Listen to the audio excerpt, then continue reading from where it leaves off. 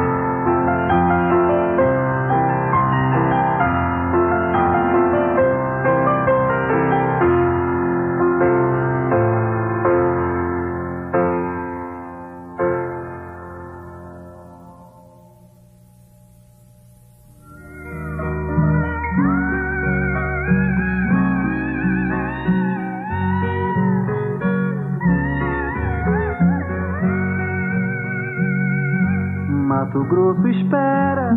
A 27 de dezembro de 1864, no então Mato Grosso, houve-se o primeiro tiro da Guerra do Paraguai. Alvo, o Forte de Coimbra, no Alto Rio Paraguai, a fronteira mais a oeste do Brasil. A rápida posse de Coimbra pelo coronel Barrios, com 4.500 homens embarcados e cujo despreparo militar sacrifica mais de 200 vidas, é o episódio sintomático da falta de ânimo do Brasil para uma guerra. Ao contrário do Paraguai, em armas há vários meses. O comandante da área, tenente-coronel Hermenegildo Porto Carreiro, por coincidência inspecionando o forte, em princípio repele a intimação de Barrios para render-se. Acuado pelo intenso bombardeio dos navios e tentativas de assalto, Porto Carreiro abandona o forte à noite, sem feridos. Há munição e soldados para resistir, enquanto reforços se encontram a caminho. Eu vi da fronteira onde o Brasil foi Paraguai. E às vezes deixa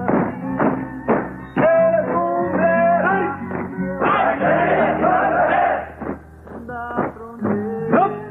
Brasil, Brasil, Jesus! Vamos para a mesa do Senhor!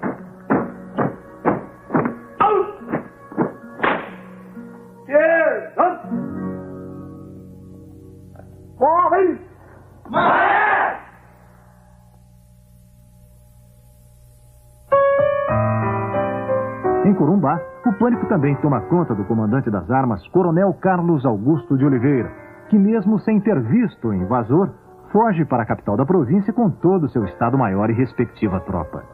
Cuiabá, depois de hospedar os trânsfugas e submeter Porto Carreiro a conselho de guerra, passa a temer pelo assédio paraguaio, que só fica nas ameaças.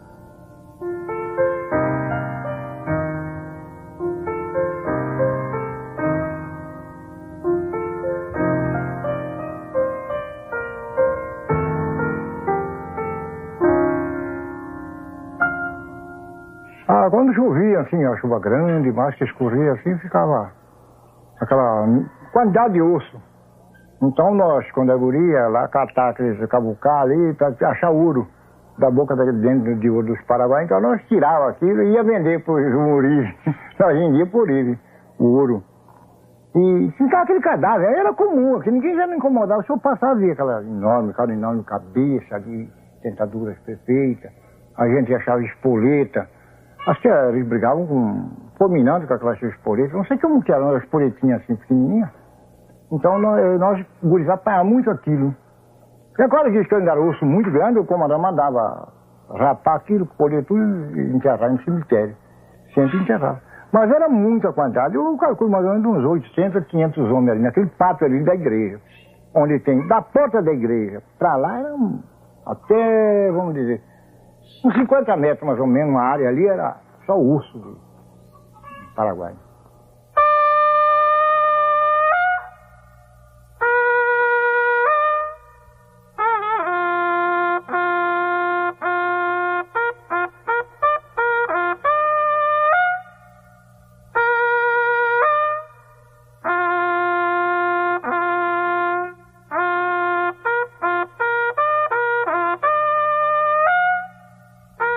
Por terra, uma segunda coluna de 3.500 homens, comandada pelo coronel Resquim, atravessa o rio Apa e se apodera de todo o sul do Mato Grosso, saqueando o que vê pela frente.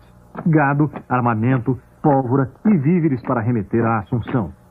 Simultaneamente, em Dourados, o capitão Martim Urbieta, com 200 soldados, assalta a vanguarda brasileira do tenente Antônio João, à frente de apenas 15 homens. Ao pressentir os paraguaios, Antônio João teria escrito ao seu comandante em Miranda: bilhete dizia: sei que morro, mas meu sangue e de meus companheiros servirá de protesto solene contra a invasão do solo da minha pátria. Antônio João não há forte repara. suspeita sobre a existência e autenticidade de tamanho heroísmo. Até hoje, a figura de Antônio João é um fantasma. A imagem aqui reproduzida é mera fantasia. O exército ainda está à procura do verdadeiro rosto do patrono do seu quadro auxiliar de oficiais. Pátria. Concretizou o que escreveu. Cumpriu com a palavra do soldado. Es simplemente el deseo unilateral, digamos, de López, que se aprovecha de una serie de circunstancias, como una guerra civil en el Uruguay, para iniciar esta guerra de la Triple Alianza. El hecho de que le toma tanto a la Argentina como al Brasil casi un año estar preparados, no tener los soldados, los voluntarios, implica que ellos no solo no estaban buscando una guerra, sino que no estaban preparados para esa guerra. El Brasil tiene que comenzar a importar material, armamentos, ¿no? Comenzar a adiestrar soldados, incluso ofrecer libertad a los esclavos porque no tenía un ejército. Quando explodiu a Guerra do Paraguai, etc., a corte acreditava que no Rio Grande do Sul haveria um exército capaz e suficiente de conter a invasão paraguaia que se processou ali no Rio Grande do Sul. Por quê? Porque todos os meses mandavam uma determinada quantia em dinheiro para que os generais desses exércitos pagassem os seus soldados. O que aconteciam é que esses generais, que eram os pais da pátria, simplesmente embolsavam essas quantias. E os soldados só existiam no papel, que era justamente para que eles recebessem o dinheiro. Quando o Império, o governo central, descobre essa falcatrua, ao invés de botar esses militares na cadeia, como bons ladrões que eram, simplesmente abafa o escândalo e lhes dá mais dinheiro para que eles comprem armas, fardamento, etc., para esses escravos e voluntários, entre aspas, que chegavam do Brasil inteiro. E comprem também cavalos. O que ocorre é que esses militares, do Rio Grande do Sul especificamente, e alguns de outras regiões, já acostumados com maneira fácil de ganhar dinheiro, se transformaram nos maiores ladrões de cavalo do mundo, porque eles compravam pangarés mortos, apodrecendo, ou então faziam compras fictícias em troca de recibos de algo que não tinha valor nenhum, para ir para a Guerra do Paraguai. Novo exército paraguaio respondendo à proclamação de López. El Paraguay era una república feliz, a pesar de su sistema autoritario de gobierno. Era una república rica, tenía sus ferrocarriles, tenía sus telégrafos, tenía sus fábricas de armas, tenía una serie de cosas que otros estados americanos todavía no habían alcanzado. A nosotros nos extraña, y a algunos cuantos estudiosos, cómo esa contienda guerrera, vinieron a unirse brasileños con argentinos y uruguayos. Eso más vale, de acuerdo a nuestro criterio, tendría que haber sido la Argentina, el Uruguay, Paraguay contra el Brasil. O general Bartolomeu Mitre conduz o valente exército argentino para a guerra.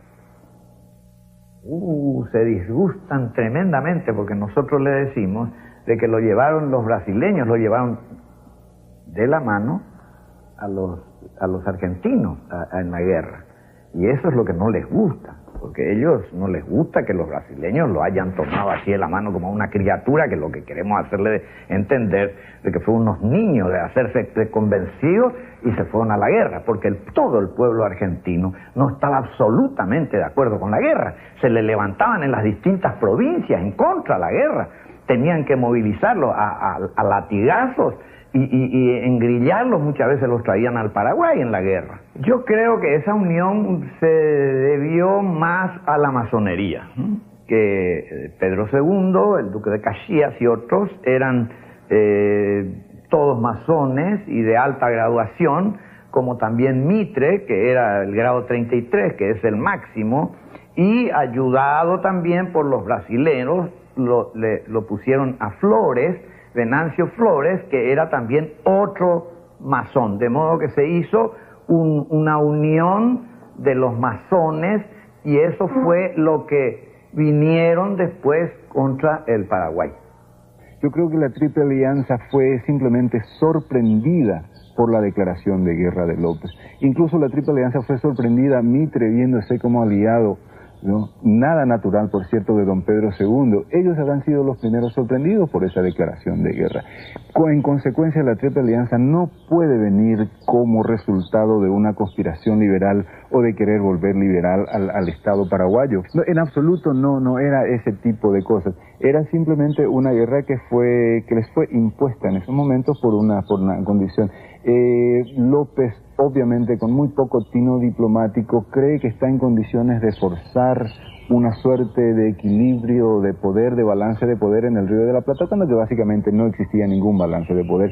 El Brasil era más poderoso que el Paraguay y la Argentina juntos, seguramente.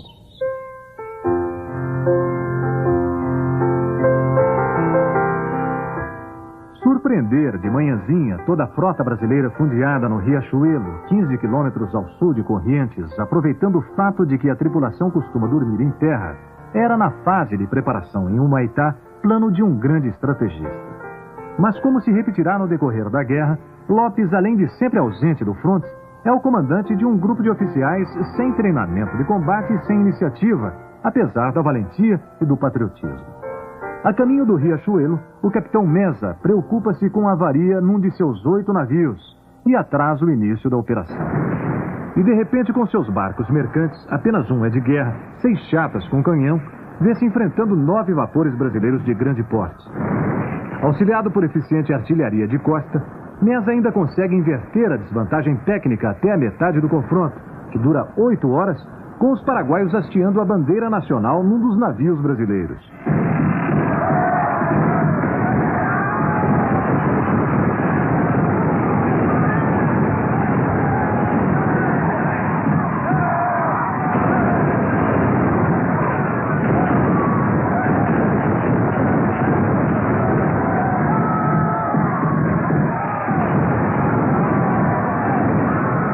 Momento em que os navios encalharam, no navio em que os navios começaram a ser abordados pelos paraguaios e que encontravam dificuldades em manobrar naquele canal estreito em que estava sendo travada a batalha.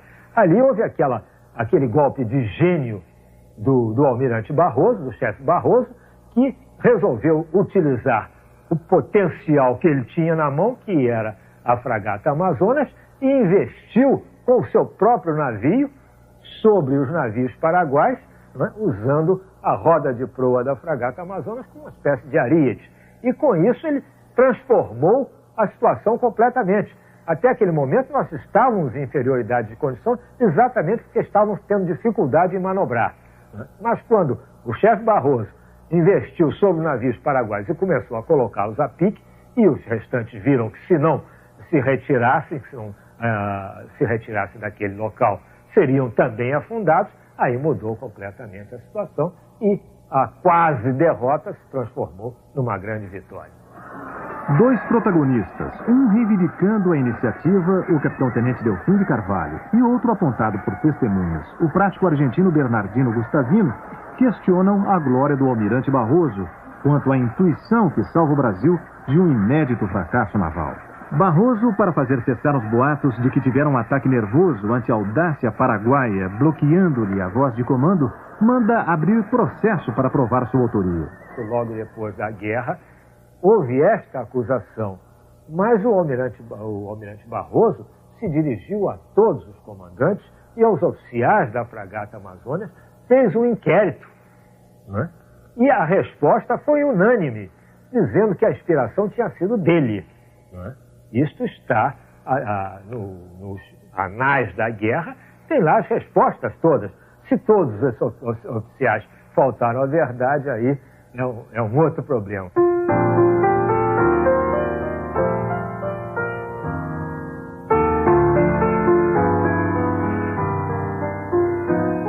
O avanço relâmpago de Lopes para socorrer o Uruguai, para isso invadindo o Rio Grande do Sul, e a inábil defesa do território brasileiro, é uma sucessão de episódios vergonhosos. Com a maior facilidade, o general Estigarribia chega até a Uruguaiana graças à covardia do general Canabarro, insensado herói da Revolução Farroupilha. Por isso, mais tarde, Canabarro é submetido a conselho de guerra, juntamente com outros oficiais.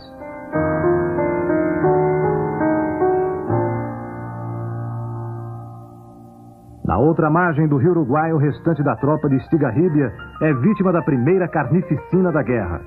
O general Flores, com 9.000 uruguaios, inclusive 400 ex-escravos, mata 1.700 paraguaios e captura mais de 1.000, muitos depois friamente decapitados.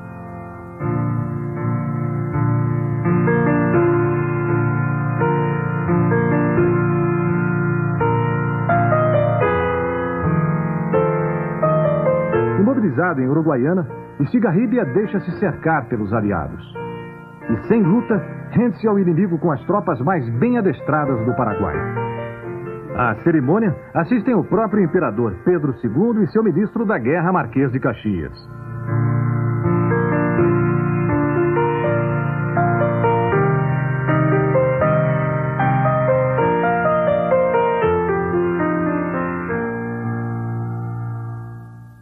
O general Robles procede como Estigarribia, permanecendo sem ação em Goia, abaixo de Corrientes, com 16.000 homens. Lopes desconfia de sua lealdade e manda fuzilá-lo como traidor.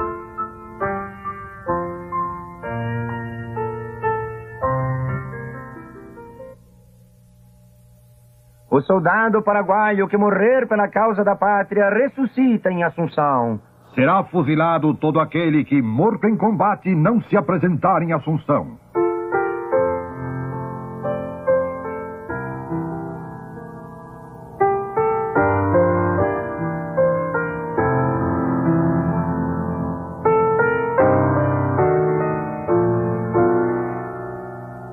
Violando todas as leis humanitárias da guerra, os aliados distribuem entre si os 1.200 prisioneiros de Yataí. Assim, o Uruguai incorpora mais de 500 paraguaios às suas fileiras, sob ameaça de degola ou castigos. Outros 300 são remetidos a Buenos Aires para trabalhos domésticos. A cota brasileira é remetida ao Rio de Janeiro, onde os paraguaios acabam negociados como escravos. La guerra no fue desencadenada por Inglaterra. Inclusive, no sé hasta dónde Inglaterra podía tener interés en desencadenar la guerra, que podía perjudicar el comercio inglés. Sin embargo, en el caso argentino, los recursos fundamentales, los recursos financieros fundamentales, fueron provistos por Inglaterra.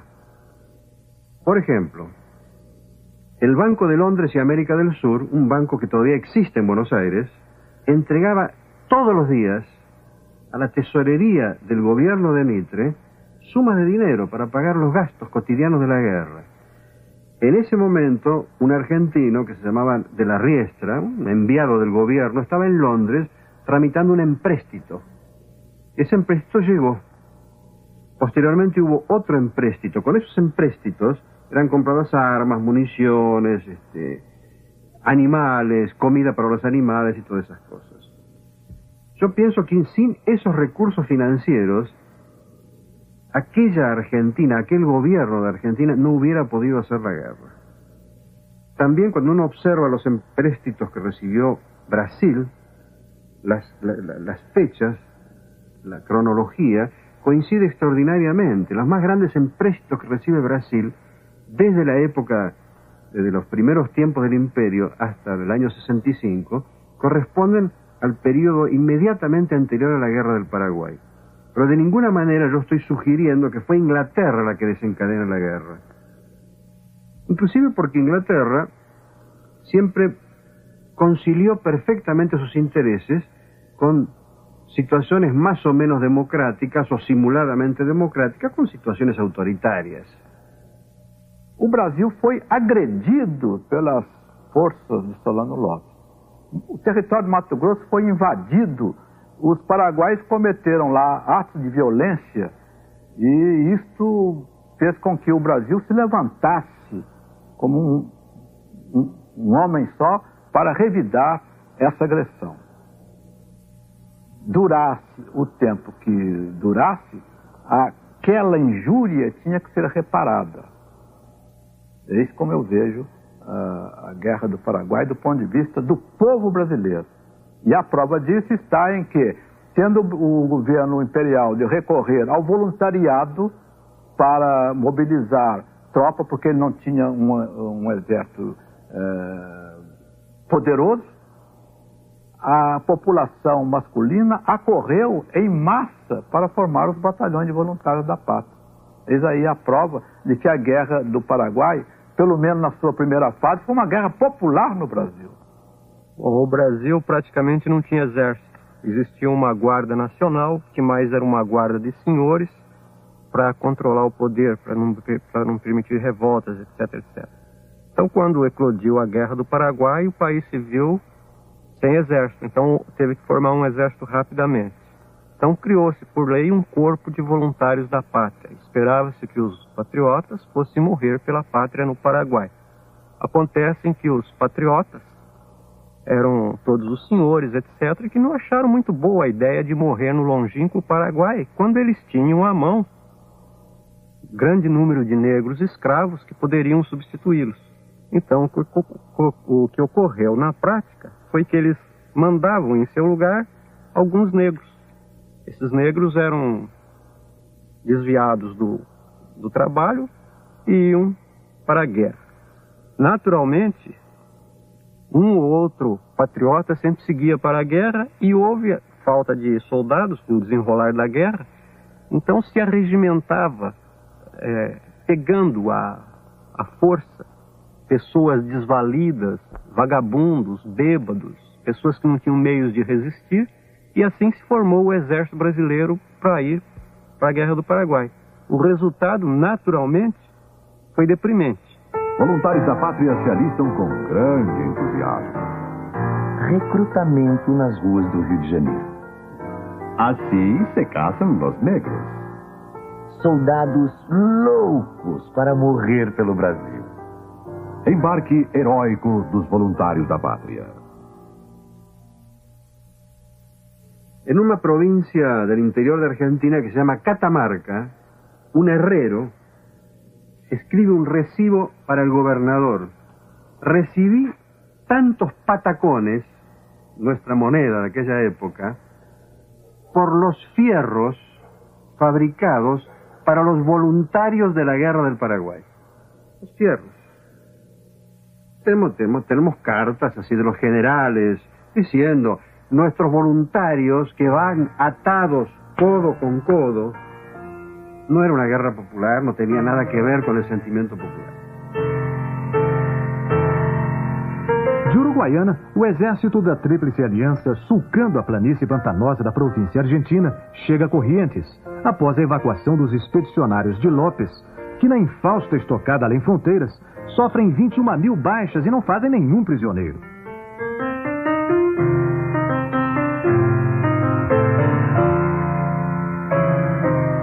Dia 15 de abril de 1866 é uma data fatídica para o Paraguai. 65 mil brasileiros, argentinos e uruguaios irrompem no seu território para dele só sair uma década depois, com o país destruído e no poder um governo constitucional títere. Incapaz de resistir em Passo de la Pátria e Itapiru, Lopes recua para Estero de Jaco, ao norte, próximo de Tuiuti, à espera do inimigo. A guerra recomeça para o Paraguai.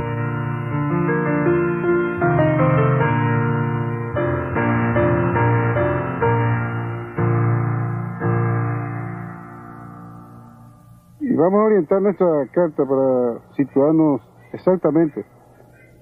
Entonces tenemos la directriz formada entre la sombra. La sombra tiene que dar las 12, las 6. Y el horario, que son las 4, entonces, la directriz nos está dando el norte acá. Exactamente tenemos el norte en este lugar. Entonces podemos orientar nuestra carta de acuerdo a la dirección que determinamos. Este local fue el campamento, el cuartel general del mariscal López. Una vez que las tropas pasaron el Paraná, se instalaron entonces Paso de Patria y Paso Pucú. Entonces tenemos Humaitá más allá, Curupaytí, Humaitá y nuestro frente el Paso de Patria.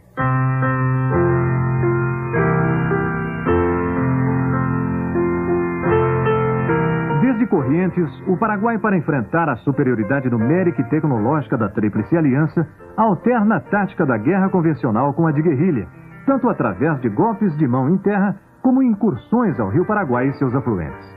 Assim se explicam, em parte, as grandes perdas humanas dos aliados, que nem sempre ocorrem nos embates decisivos. Al sur, allá podemos observar Tuyutí, a aquella altura, y vemos el estero de por medio.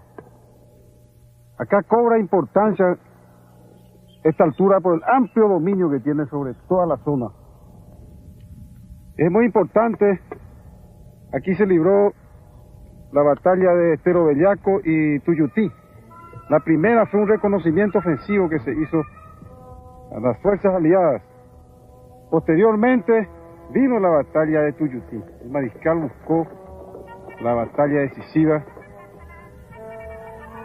a fin de llegar a una decisión, y se libró el 24 de mayo de 1866. Y desde este lugar, el mariscal López condujo su ejército.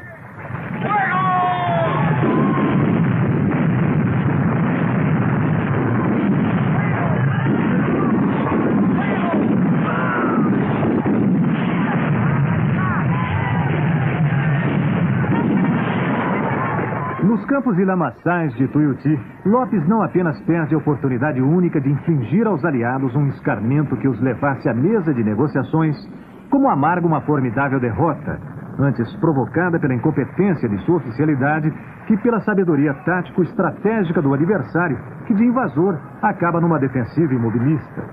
Lopes imagina manobra envolvente por dois flancos, rápida e inesperada, para colocar-se à retaguarda aliada. Mas sua execução é um fiasco. Praticamente numa proporção de 2-1, durante 4 horas, com 250 canhões cobrindo 5 quilômetros de ferro, chumbo e fumaça, a Tríplice Aliança alquebra física e moralmente o exército de Lopes.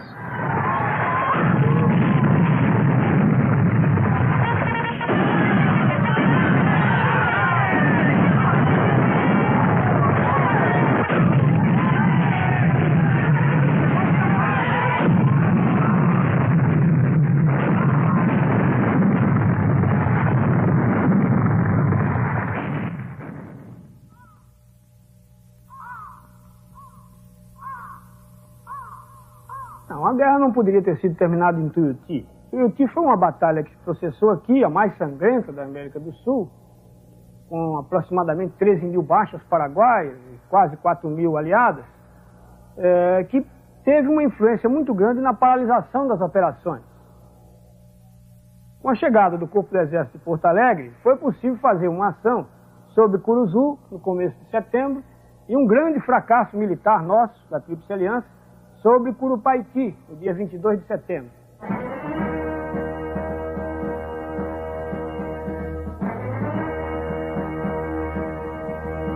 10 dias antes da Batalha de Curupaiti, Lopes pede entrevista com Mitre na van tentativa de uma conciliação.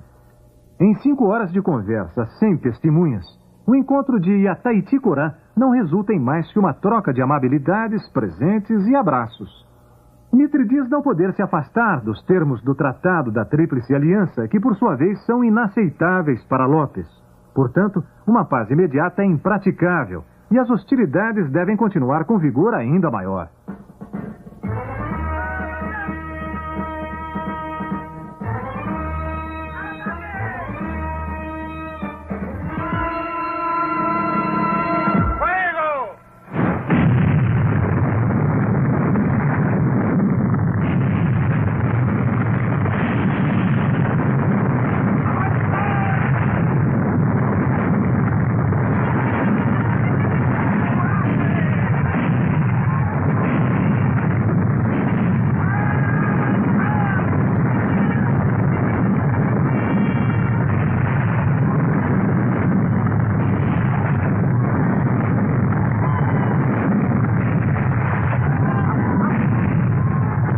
De setembro de 1866.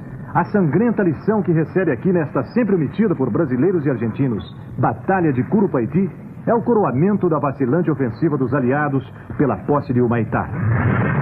Na hora aprazada, com navios apostos para fustigar a retaguarda costeira do inimigo, 20 mil homens, com os argentinos envergando vistosos uniformes de parada, os aliados preparam-se para romper as trincheiras de Curupaiti, defendidas por 5 mil paraguaios e 49 canhões. A derrota acelera a implosão do alto comando aliado. Tamandaré, Polidoro, Flores, Mitre e Porto Alegre já vinham disputando glórias futuras, a par do repertório de erros e pusilanimidade que a Tríplice Aliança coleciona desde Tuiuti. Doravante, a Guerra do Paraguai passa a ser assunto quase exclusivo de brasileiros. Eu estive nesse local durante uma semana e posso testemunhar a natureza também do terreno. O terreno aqui é um terreno muito difícil. Existem os esteiros, existem os pântanos em grande quantidade na beira do rio, nas proximidades. O desconhecimento do terreno é muito temerário para um chefe militar deslocar um grosso de um exército de 30 mil homens, por exemplo, sem um conhecimento aproximado do terreno. Daí o Caxias, no período de estabilização, ter empregado os balões para observação, dos quais ele poderia ter uma ideia mais precisa do terreno. Os reconhecimentos de cavalaria, os reconhecimentos navais, não seria fácil uma ação de imediato após Tuiuti. Paraguaios fazem cara feia para os aliados.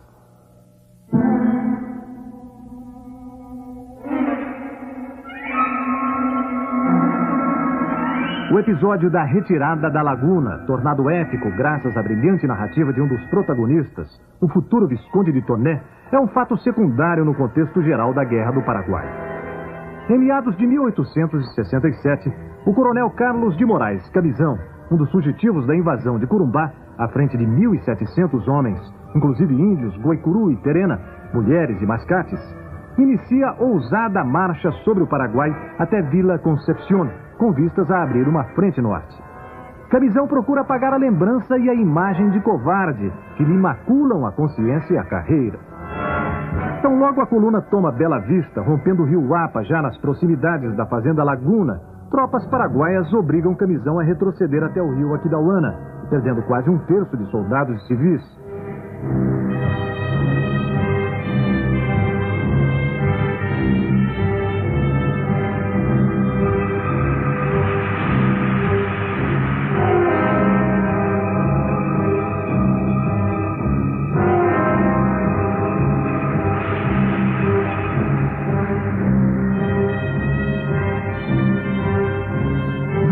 Flagelo paraguaio, a coluna é acometida pela cólera, dizimando dezenas de soldados e inúmeros oficiais, incluindo o próprio Cabizão.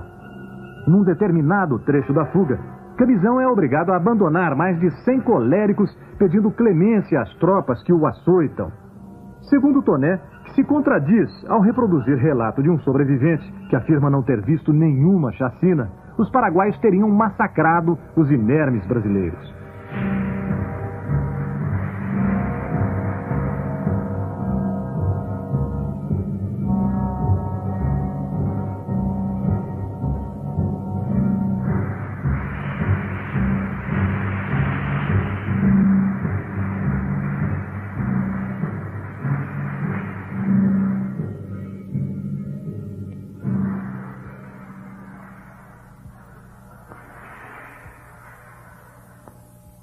Caxias pretende afiar todas as espadas do exército brasileiro antes de atacar o Humaitá.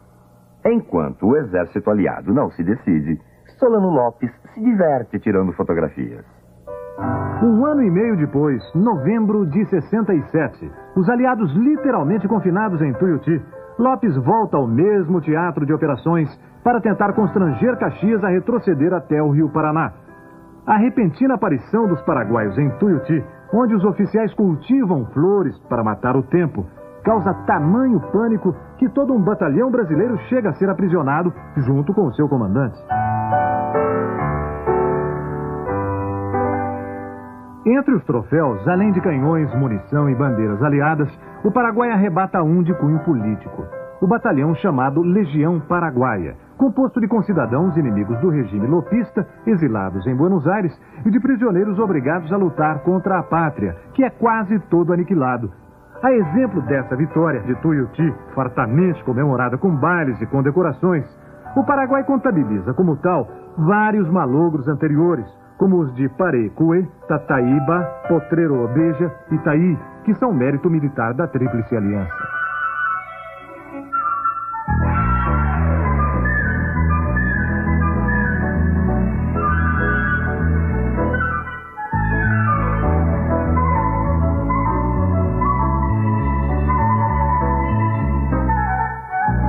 Com a queda de Humaitá, fruto de manobra sempre creditada a Caxias, que a executou, mas que na verdade fora concebida por Mitre 2 anos antes, de novo a guerra está aparentemente perdida para Lopes. Em 28 meses de lutas no triângulo formado pelos rios Paraná, Paraguai e a fortaleza de Humaitá, morrem mais de 70 mil combatentes entre aliados e paraguaios, além de milhares de coléricos, feridos, mutilados e desertores de ambos os lados. Estamos ubicados exactamente en Humaitá. Podemos observar las ruinas del templo Humaitá, que soportó 18 meses el bombardeo de la escuadra aliada. 233 bocas de cañones cayeron sobre las fortificaciones de Humaitá. Aguas abajo está la batería Londres, que controlaba el canal del río Paraguay. Delante, aguas abajo de batería Londres, estaban extendidas las cadenas que cerraban el paso de la escuadra. Humaitá está situado a retaguardia de Curupaypí. Agua arriba tenemos a Villa del Pilar. Humaitá constituyó un punto muy importante. Recién en febrero del 68, los acorazados forzaron el paso de Humaitá. Y es probablemente debido a una creciente, según las memorias, dicen en aquella época había creciente y permitieron el paso entonces de las escuadras. Las escuadras pasaron y fueron hasta Asunción, fundaron cerca de Asunción, de donde iniciaron el bombardeo de la capital. El mariscal el 10 de noviembre de 1967 había repasado el río Paraná, había venido de Paso Pucú, llegado a Humaitá y pasado a la región occidental, donde se desplazó entonces hasta el Telicuarú. Eso fue en noviembre y el paso de la escuadra recién fue en febrero del 68. O sea, 3 meses después la esquadra forçou o passo. Não, infelizmente os paraguaios, infelizmente nessa época para nós, empreenderam uma operação que pode ser considerado como uma operação muito bem sucedida, que foi a retirada do Grosso de Lopes, por ele pessoalmente comandado, na direção geral do norte, deixando em Humaitá uma pequena guarnição inexpressiva, e pouco depois se rendeu. Esse retraimento de mais de 12 mil homens do exército de Lopes, pelo Chaco, atual Chaco argentino, salvou o exército paraguaio da derrota total.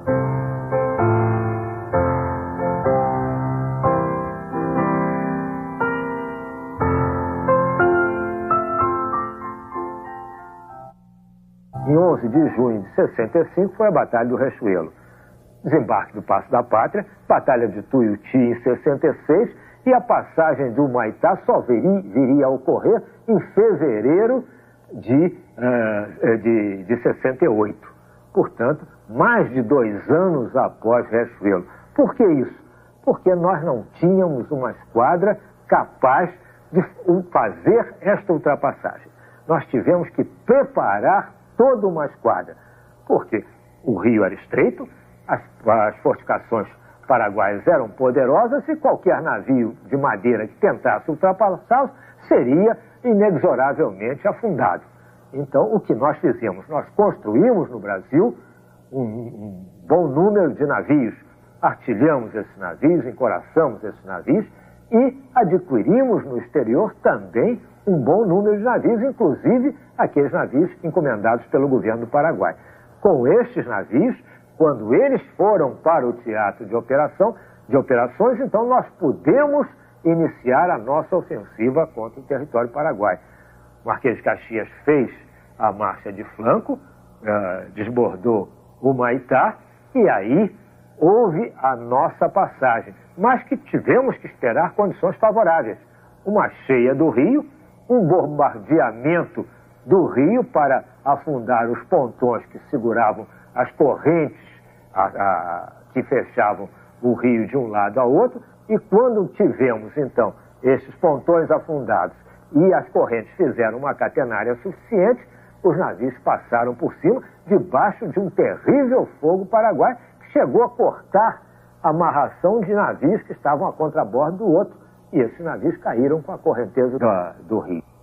Una condecoración que nos llamó mucho la atención fue una condecoración brasileña que decía o Passagem do Humaitá. Estuvieron la escuadra más de 6 meses bombardeando de mañana, de tarde y de noche. Y una vez que pasó la escuadra brasileña, se otorgó la medalla, como les dije, con el nombre de o Passagem do Humaitá. Pero después, mismo en el Brasil, hubo unas tremendas críticas, porque le resultaba un poco desagradable que tanto tiempo no habían podido pasar. Entonces, con ese motivo, esa condecoración se retiró. A los que le habían otorgado, se volvió a retirar esta condecoración, o Passagem do Humaitá. Que conhece, mas não sabem, né? Sabem por escrito, por disque, como eu sei, por disque de meu pai. Agora eu falo com certeza porque meu pai contava, né? Ele não tinha necessidade de mentir para mim, para filho, né? E sei que ele fez a retomada de Corumbá, agora o resto eu vejo. O povo novo vai saber. Eu estou com 83 anos, era criança quando ele contava as coisas, né? 1907, mais ou menos. E eu lembro até hoje. Como é que foi a retomada de Corumbá? Ele me disse o seguinte, que as forças, eles formaram a força em Cuiabá, né? Então, o comandante da força perguntou qual é que queria vir fazer a tomada de Corumbá, que desse um passo à frente. Então, deu um passo à frente 600 homens. E esses 600 homens que vieram retomar, de onde veio meu pai e 2 irmãos das moças que estavam presas e do rapaz que ficou preso pelos paraguaios. Isso ele contou. E como é que foi essa retomada? Foi violenta? Foi violenta. Fácil? Foi fácil, não houve briga. Briga muito pouco, né? Mas foi fácil. Por quê? Porque os paraguaios não estavam esperando, né? Os paraguaios estavam todos deitados, dormindo. Os comandantes estavam na casa das moças esperando um cafezinho, né? Quando eles viam, as moças estavam na cozinha, uma disse para a outra, falei, hora boa dos brasileiros bater. Isso é ela que contava para meu pai, e meu pai contava para nós, né? Ou hora boa dos brasileiros bater, né? Muito baixo na cozinha. Foi quando elas falaram, terminaram de falar, viram viva a nação brasileira, né? Eles já viram fogo. Aí os oficiais que estavam na casa correram. Correram E bala mataram o padre. O coronel, eu não me lembro se eles se mataram ou não. Isso eu não vou dizer que mataram, porque eu não me lembro. Sei que o padre, ele conta que mataram. Mataram e tiraram a costela do padre e desgraçaram e comeram. Não sei se é verdade. A retomada foi real. Houve a retomada de Corumbá no dia 13 de junho de 1867. Quer dizer, quanto tempo os paraguaios já estavam aqui? Há 2 anos e quase 6 meses. Como é que o senhor sabe essas coisas? Bom, pela história e também por algum acidente. Por exemplo, meu avô, que foi soldado, combateu na Guerra do Paraguai. Ele contava essa história toda direitinha, que ele tomou parte efetivamente na retomada de Corumbá. Foi uma luta de igual para igual. Esse negócio de Paraguai dormindo, não estava dormindo, não. Eles estavam combatendo de igual para igual com os brasileiros.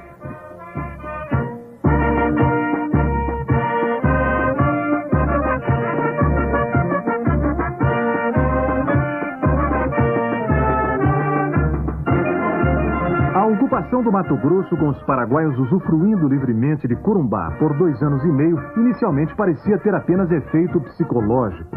No decorrer do conflito, no entanto, revela-se seu valor estratégico: proteger a retaguarda do país e a possibilidade de Lopes em comunicar-se com o Pacífico através da Bolívia.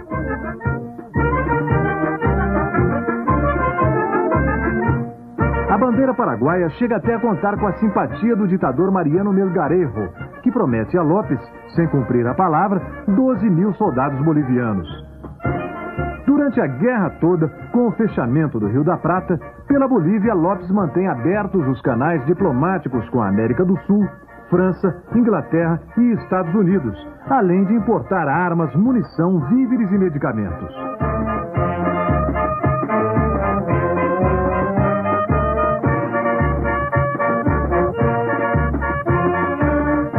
Aqui nessa praça havia uns canhões instalados, a atual Praça da República. E instalados os canhões aqui por ter bom campo de tiro para o Rio Paraguai, no caso de aproximação de embarcações.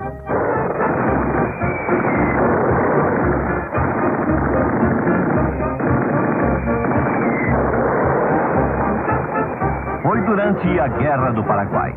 Nos idos de 1867, 200 valorosos comandados do então tenente-coronel Antônio Maria Coelho desceram o rio Cuiabá, em embarcações frágeis, para desalojarem de Corumbá os invasores de Solano Lopes.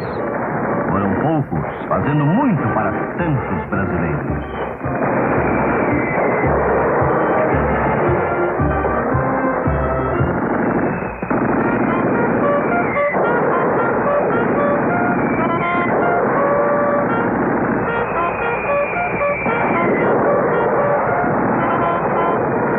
Exatamente como a história militar conservou, é reproduzido com um desempenho natural, próximo ao verídico, num espetáculo emocionante.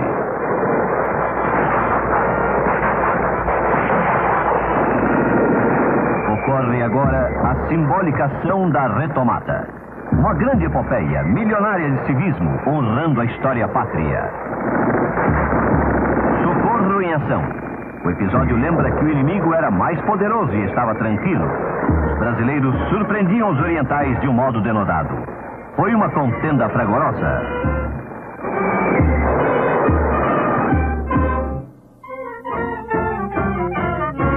Yo veo el surgimiento de esa idea, de esa presentación de López como la encarnación del Estado Nacional, del deseo de liberación latinoamericana. Veo que eso va surgiendo en la década del 30 con la importación que hacemos de las ideas totalitarias de la Europa contemporánea, ¿no? Es la misma época de Getúlio Vargas, es la época de Perón, que está buscando ver en Rosas a una figura nacionalista. Rosas no fue nacionalista en ningún sentido de la palabra. En 1934 aparece en Berlín un libro en que presentan a Simón Bolívar como un proto-Führer, una persona, el líder esclarecido que conoce lo que quiere su país y que representa exactamente todo lo que quiere y debe ser ese país. Es simplemente, esta era la época en que la democracia, en que los valores liberales, en que el disenso estaba siendo echado por la borda. Y es en ese mismo momento en que la gente comienza a recuperar la imagen política de líder, de gran sabedor de López. Con las categorías de nuestros días, Solano López era un dictador. Al mismo tiempo, era un personaje cuya popularidad, cuya capacidad de arrastrar al pueblo paraguayo fue una cosa realmente homérica, fantástica, ¿no? Quiero decir que si él no fue escogido en elecciones libres, sin embargo, él fue escogido por el pueblo paraguayo como su líder, sin duda. Por otro lado, liberalismo, como muchas palabras, sirve para enmascarar realidades que no coinciden con la manera. Si yo me pongo un cartel que soy bonito, nadie me va a creer, aunque tal vez acaben por creerme si yo insisto en llevar ese cartel. Vean qué lindo que soy, ¿no? El liberalismo también, es decir, la guerra se hace sobre todo en la Argentina en nombre del liberalismo. Ahora, ahí se ocultan fenómenos que hacen a la organización de un Estado nacional en la Argentina. Los organizadores de ese Estado consideraban de que los enemigos internos tenían en Paraguay el gran aliado externo. Y tal vez tenían razón. El temor del presidente Mitre, sobre todo, era que sus enemigos internos, aliados con Solano López, que tenía un ejército importante, pudieran llegar a frustrar la empresa que Mitre encarnaba en ese momento. Não havia liberdade de expressão porque era uma ditadura muito peculiar, instituída em 1812 por o Dr. Francia. Mas, em compensação, em nenhum outro lugar havia também liberdade de expressão e havia, como no caso do Brasil, um forte escravismo. Então, nós não podemos olhar a ditadura paraguaia do ditador Francia, depois dos Lopes, com a mesma visão ótica, com a mesma visão crítica que a gente entende hoje o que seja liberdade. Então, mesmo não havendo uma liberdade no Paraguai de manifestar-se algumas ideias, havia uma liberdade para ser um cidadão livre, no sentido de que todo homem tinha uma sobrevivência digna. Ele podia comer, ele não passava fome, ele não era escravizado e ele tinha liberdade de trabalhar. En primer lugar, tenemos que relativizar la libertad de expresión en Brasil y en Argentina. La libertad de expresión estaba limitada a minorías muy minoritarias, para decirlo así. En Paraguay, de hecho, la libertad de expresión no existe, pero tampoco es planteada como problema por el pueblo paraguayo. Un pueblo de pequeños agricultores cuyo problema fundamental era la subsistencia cotidiana. Si no era un problema de expresarse políticamente, que además políticamente se expresaban a través de una adhesión incondicional por Solano López. Como antes había sido una adhesión incondicional por el padre de Solano López, porque era una dinastía, y antes de eso es el famoso Francia, que se había declarado a sí mismo dictador perpetuo del Paraguay, sin hipocresías. Es decir, no había libertad de expresión. Pero eso tiene que ser referido a la forma como estaba constituida la sociedad. Lo que nosotros llamaríamos una aristocracia, una burguesía, eso no existe en Paraguay. Existe un pequeño grupo dirigente integrado por la familia López, hermanos, cuñados, parientes, y después viene el pueblo, una masa de pequeños campesinos. Tiene que ver necesariamente con la emergencia en la Iberoamérica de una serie de dictadores de corte totalitario en el siglo presente, ya sea de izquierda o de derecha. Esto puede ser bien Fidel Castro o Juan Domingo Perón o Getúlio Vargas, una serie de gente que en el presente quiere estar representando lo que presumiblemente fue López para su pueblo en aquella época. El gran déspota esclarecido, la persona que sabía exactamente lo que quería el país y hacia dónde estaba yendo. Y entonces ese tipo de déspota hoy en día tiene sus enemigos en la Inglaterra, en los Estados Unidos, en los países liberales, capitalistas, donde existe algún tipo de libertad de pensamiento y donde existe el disenso. y por lo tanto para justificar algunas acciones del presente ellos se basan en estas figuras históricas y tratan de encontrar en ellas valores que son propias de este siglo. Yo creo que lo ven a Bolívar de la misma manera, ¿no? Y están buscando siempre el héroe tradicional hispanoamericano para poder justificar ese tipo de cosas.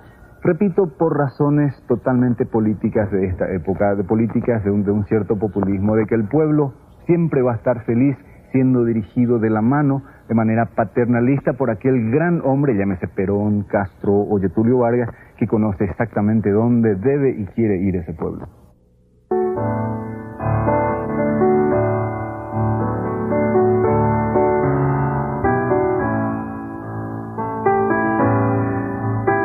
Ou não, dada a ausência de documentos comprobatórios, Lopes descobre em São Fernando, meados de 68, uma conspiração para destituí-lo da presidência da República e entregar o país à Tríplice Aliança.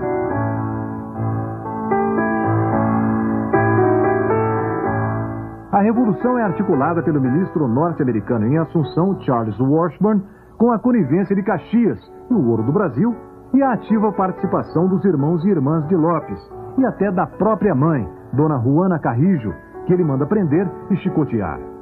Madame Lynch, concubina de Lopes, mulher bela e insinuante, que ele arrebatara nos salões parisienses, detém poderes de sustar ou enviar algum desafeto ao castigo ou à execução.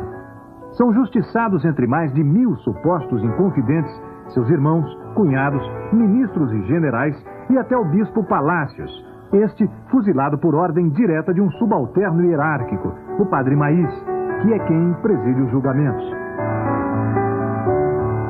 Hay una conspiración porque hay un cansancio de guerra. La guerra estaba perdida y no tenía mucho sentido continuarla. Allá ya hay una cuestión personal de Solano López. Solano López estaba dispuesto a ir hasta el final, y fue hasta el final. No solamente hasta el final de su propia vida, sino casi hasta el final de su propio pueblo. Y tenemos que la madre de Solano López, el hermano y generales, se daban cuenta de que no tenía, estaba perdido eso, había que rendirse y terminar. Porque lo otro era la hecatombe, y se llegó casi a la hecatombe, fue un holocausto eso. Salvando las diferencias. Aquel famoso atentado contra Hitler, de un grupo de generales del más alto nivel, del Estado Mayor, le pusieron una bomba que no alcanzó su objetivo, era porque ya sabían que estaba terminado. Sin embargo, la egolatría, el amor propio del dictador, lo llevó hasta el final. Y se suicida, Hitler se suicida. Solano López de alguna manera también se suicida.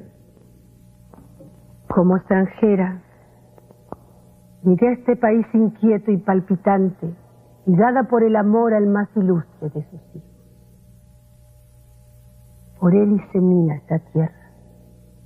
Mías fueron sus noches y sus leyendas, sus ansias de poder engrandecidas, la cándida belleza de sus mujeres, la inocente rudeza de sus hombres. Amé esta tierra porque amé al hombre que la encarnaba. Tuve hijos que hablaron el idioma de los hijos de esta tierra. Y ya en la guerra, lavé la herida de sus héroes. Me salpiqué con la sangre fresca que corría generosa por los campos de batalla.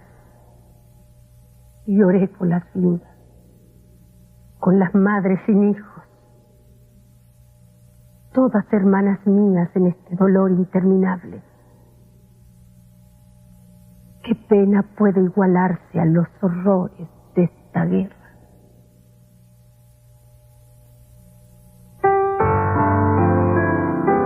No decorrer do mês de dezembro de 1868, 19.000 brasileiros e 6.000 argentinos e uruguaios protagonizam uma mortandade exemplar em Itororó, Havaí e Lomas Valentinas, aniquilando todo o exército paraguaio. A sequência de vitórias custa uma sangria de mais da metade do efetivo aliado, inclusive com Osório fora de combate atirado no maxilar. Na véspera do Natal, a Tríplice Aliança exorta o ditador a depor armas. Como resposta, Solano Lopes empreende uma espetacular fuga à vista de todo o comando aliado. Estrategicamente, O que significou essa dezembrada para a Guerra do Paraguai? Bom, representou a destruição do exército paraguaio, que era uma tarefa, que era um objetivo implícito à própria guerra, pelas próprias leis da guerra. Isto é, a marcha realizada para o sul, a Batalha de Tororó, a Batalha de Avaí e mais adiante a Batalha de Lomas Valentinas e de Angostura, a ocupação de Angostura, caracterizaram a destruição completa do exército paraguaio. O Marechal Lopes, ao retirar-se para a Cordilheira, reorganizou um outro exército. Tanto que a sua escolta era tão diminuta que não podia ser considerada sequer uma tropa. E como se explica que Caxias tenha deixado escapar Solano Lopes? Bom, esse é um ponto em que a história realmente oferece as suas áreas obscuras. Eu não acredito que a versão paraguaia de que o Duque de Caxias fosse maçom tivesse ajudado a fuga de Lopes, auxiliado a fuga de Lopes. O Duque de Caxias era um homem íntegro, era um homem muito refinado na sua conduta pessoal e ética. E eu não acredito de forma alguma que ele deixasse escapar um chefe inimigo numa batalha franca e típica de uma guerra. Militarmente, como se explica que ele apenas com 60, 80 homens tenha escapado do exército de mais de 20 mil homens? A permeabilidade do terreno da época e até o nosso desconhecimento relativo dele, durante a Batalha de Lomas Valentinas, propiciou isso. O Lopes, ele era um soldado experiente, mas ele não ficava, ele não estava exatamente na linha de contato, onde estava vendo o fragor da batalha. Ele controlava um pouco mais a retaguarda, como ordinariamente ocorria na época. Então ele teve condições, conhecedor profundo do terreno, de fluir sobre o terreno uma pequena escolta, sem possibilidade de que se fosse interrompida a sua fuga nesse momento. Essa é a versão brasileira e aceita pelos militares, historiadores, sobre esse acontecimento tão controvertido da história. Militarmente es imposible que un ejército numeroso y victorioso deje escapar a un grupo de 80 hombres, salvo que en la euforia de la victoria no se hayan cubierto en la totalidad de los terrenos por los cuales podría escapar esta masa humana. Alguien dice que era por su hermandad masónica, cosa que tampoco está comprobado. Bueno, aquí la masonería en el Paraguay quiso encontrar algún documento, pero puedo asegurarle que no encontraron ningún documento que prueben que López sea masón. Por más que algunos aseguran, yo no creo de que haya sido masón porque era una familia eminentemente católica. Don Carlos Antonio López tenía 3 hermanos sacerdotes y eran muy católicos y siempre la religión católica fue en contra a la masonería.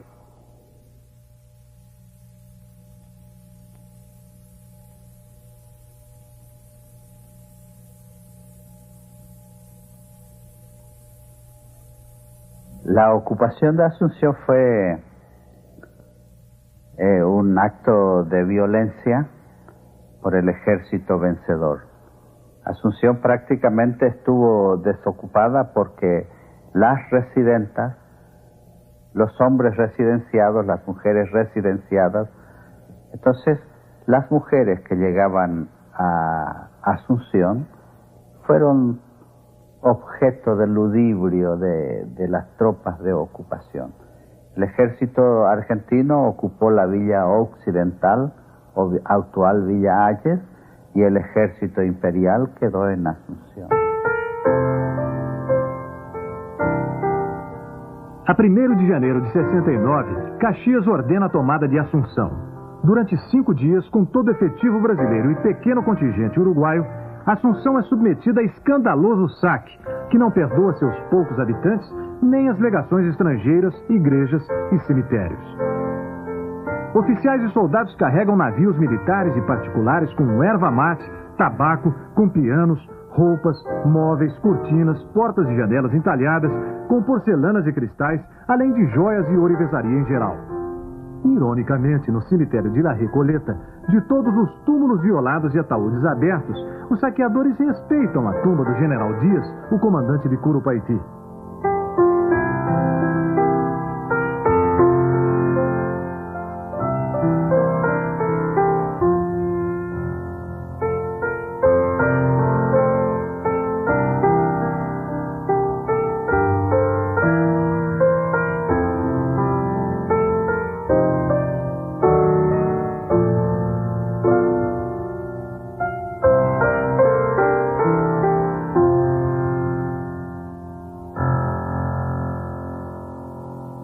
Aos 65 anos, cansado, doente e enfarado de 2 anos de um conflito que ajudara a prolongar, Caxias decide dar a guerra por terminada, mesmo sabendo que Lopes rearticula o seu exército.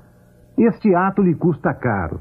De volta ao Brasil, Caxias colhe violentas críticas no Senado e na imprensa por ter deixado Lopes escapar, além de ser acusado por injustificadas licenças, gratificações e promoções a seus oficiais e roubo de cavalos e bestas. No saque de Assunção, Caxias faz vista grossa com, aliás, todo o seu Estado-Maior.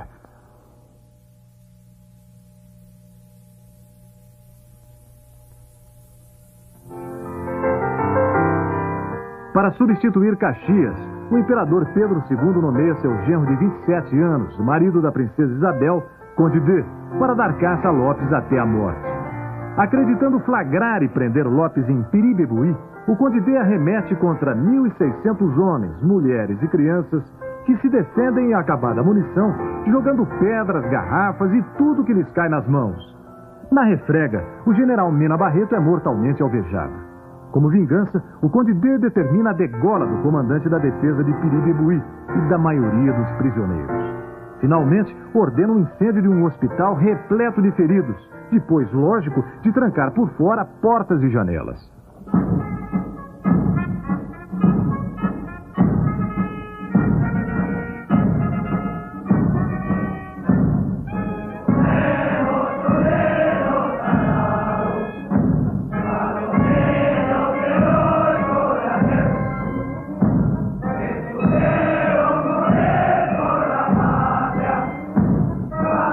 Na planície de Campo Grande, ou a Costa Nhu para os paraguaios, desenrola-se o mais horrível combate de todo o conflito. Ali, o general Cabageiro, que cobre a retaguarda do maltrapilho séquito de Lopes, é inteiramente envolvido pelas forças aliadas que levam 8 horas para quebrar a resistência de 3.000 paraguaios, centenas de garotos com menos de 14 anos. Na mitologia desse embate, existe a versão de que as crianças ostentam barba e bigode postiços, feitos de espiga de milho, para parecerem veteranos quando observados de binóculo. Morrem 2.000 paraguaios e apenas 46 oficiais e soldados do Conde D, que, terminado o combate, manda tocar fogo na macega que cobre os campos de Acosta Nhu. As mães que vêm acudir os filhos feridos ou enterrar seus mortos acabam presas no gigantesco incêndio.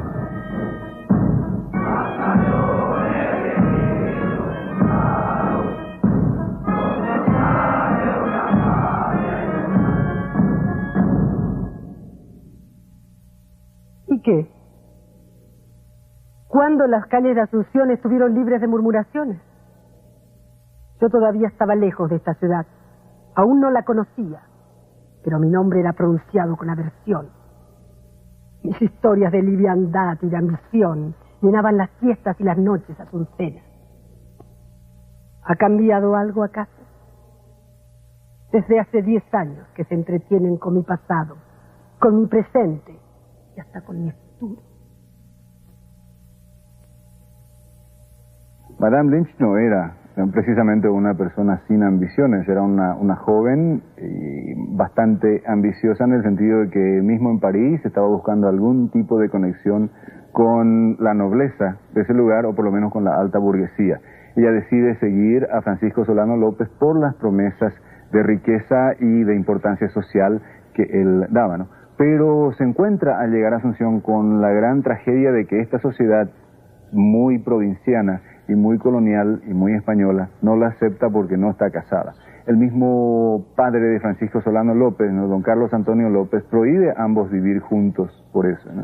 Los sacerdotes de la Iglesia Católica se rehúsan a bautizar a los primeros hijos de ambos, hasta que consiguen uno en el interior después, pero los de Asunción se rehúsan a hacer ese tipo de cosas. Ella es también responsable en cierta medida, al tener acceso a la gran fortuna de los López, de los 2 primeros pianos que son importados, ¿no? Muy importante en la cultura nacional, en la historia cultural. Pero al mismo tiempo era una persona muy rica por su asociación con la familia López, que era prácticamente la dueña de este país, ¿no? Un historiador norteamericano había dicho que el Paraguay era prácticamente una estancia de los López, ¿no?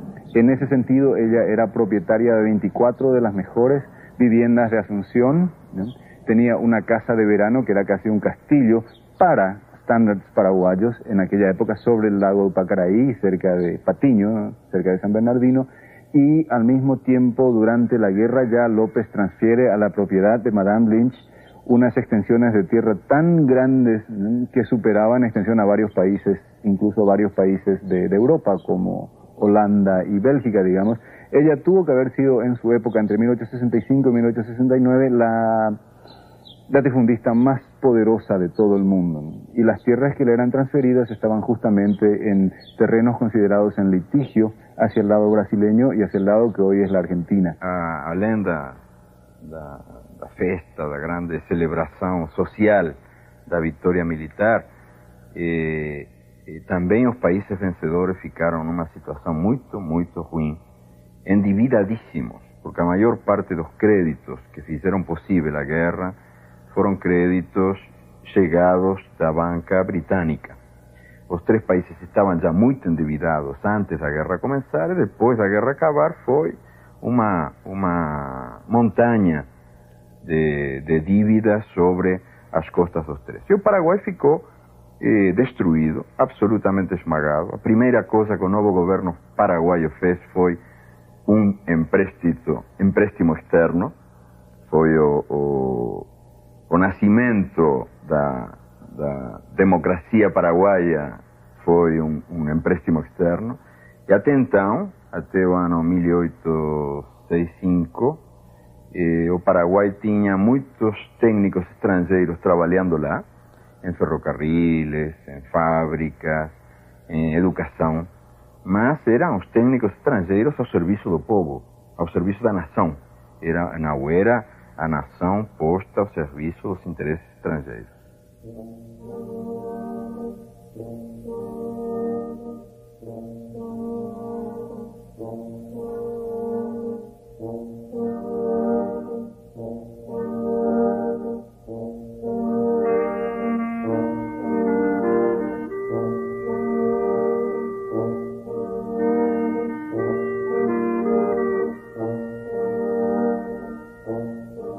Estamos en la costa de la Quiabanigüí. Bueno, aquí murió el mariscal don Francisco Solano López, que era presidente de la República del Paraguay en 1870. Y aquí mismo él fue muerto, porque él vino herido de allá en donde ahora mismo está la pista de aviación. Él vino herido a caballo, quería pasar en su puesto comando y cayó en el agua, él y el caballo pasó al otro lado. En ese arroyito cayó mariscal, muy mal herido. Entonces le ayudaron a sacar del agua el coronel Aguiar, está el coronel Caminos, el capitán Argüello, coronel Aguiar, y le ayudaron a sacar ahí. Y él estaba sentado con su sable en la mano. Y ahí lo intimaron, le pidió rendición. Y él dijo ahí, muero con mi patria. Entonces ahí el jefe, el comando que estaba acá comandando su ejército, el general Cámara, ordenó a Cabo Diao para que lo mataran. Entonces ahí dijo, mátelo a ese tirano López. Y ahí, claro, como subalterno, cumplió la orden de sus superiores, de su jefe, y le mató ahí. Y ahí escribieron una carta para mandar a su jefe otra vez en Río de Janeiro, ¿no? Y ahí dice, hoy, 1 de marzo de 1870, fue muerto el tirano López a balazo y a cuchillazo. Ellos procuraban llevar algún recuerdo, como cortar su oreja, romper un diente, cortar su cabello. Entonces, para llevar en su país como trofeo, digamos, de la guerra del 70.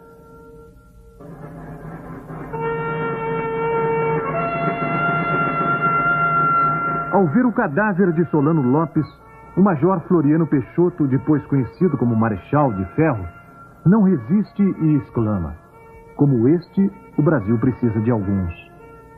Madame Lynch, que vela os corpos do ditador e de seu filho, Coronel Pantito, de apenas 15 anos, vira-se para ele e diz: então, major, era essa a civilização que os senhores iam trazer ao Paraguai?